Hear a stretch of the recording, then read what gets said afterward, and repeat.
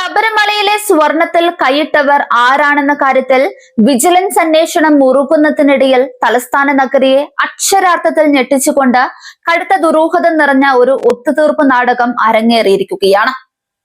ശബരിമല സ്വർണ്ണക്കൊള്ളക്കേസിൽ അഴിമതിയുടെ കരിനിഴലിൽ നിൽക്കുന്ന മുൻ ദേവസ്വം മന്ത്രി കടകംപള്ളി സുരേന്ദ്രൻ ആഭ്യന്തരമന്ത്രി രമേശ് ചെന്നിത്തലയുടെ വഴുതക്കാടുള്ള സ്വകാര്യ വസതിയിലെത്തി അതീവ രഹസ്യമായി കൂടിക്കാഴ്ച നടത്തിയിരിക്കുകയാണ്.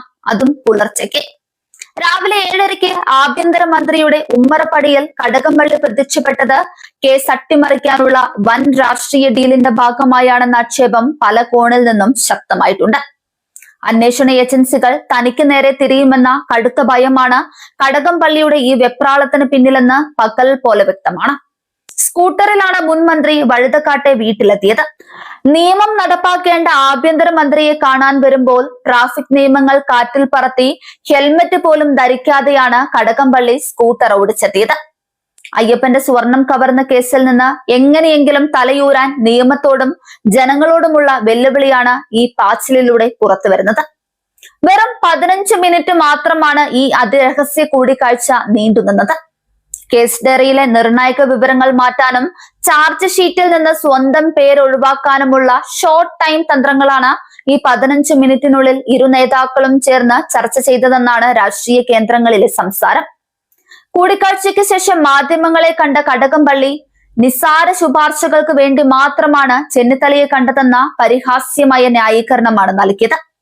ഭക്തരുടെ വികാരമായ ശബരിമലയിലെ സ്വർണ്ണക്കൊള്ള നടക്കുമ്പോൾ പുലർച്ചെ 7:30 മന്ത്രിയുടെ വീട്ടിൽ വരാൻ എന്ത് നിസ്സാര കാര്യമാണ് മുൻ മന്ത്രിക്കുള്ളതെന്ന ചോദ്യത്തിന് മുൻപിൽ കടകംപള്ളിക്ക് മറുപടിയില്ലായിരുന്നു.